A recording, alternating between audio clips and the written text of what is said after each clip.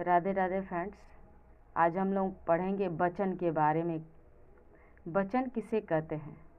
जिस शब्द से उसकी संख्या का बोध हो उसे वचन कहलाता है। उससे एक या अनेक का बोध होता है उसे वचन कहते हैं। समझ में आया? जिससे एक या अनेक का बोध हो उसे वचन कहते हैं। शब्दों के संख्या बोधक विकारी रूप का नाम वचन है। संज्ञा, सर्वनाम, विशेषण और क्रिया के जिस रूप में संख्या का बोध हो उसे वचन कहते हैं। इसका अर्थ कहना और बोली से भी है।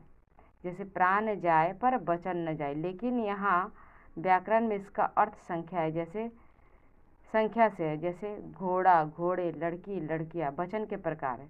वचन के दो प्रकार हैं, एक वचन और बहुवचन।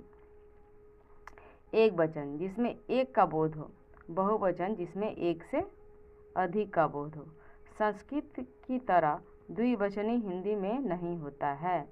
रूपांतर: वचन के कारण सभी शब्दों की संज्ञा, विशेषण, क्रिया, रूप विकृत होते हैं। किंतु यहाँ ध्यान देने की बात यह है कि सर्वनाम, विशेषण और क्रिया के रूप मूलतः संज्ञाओं पर आश्रित है। इसलिए वचन में संज्ञा शब्दों का रूपांतर नहीं होता है। वचन के अधीन संख्या के रूप में दो तरह के परिवर्तित होते हैं, एक विभक्ति रहित और विभक्ति सहित।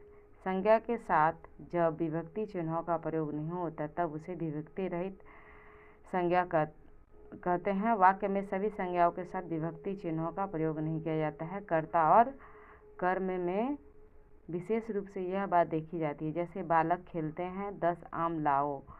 इन दोनों में क्रमशः ने और को छिन्न कहा गया है।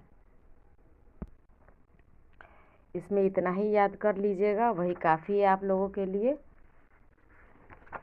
नमस्कार। वीडियो अच्छा लगे तो सब्सक्राइब कर दें।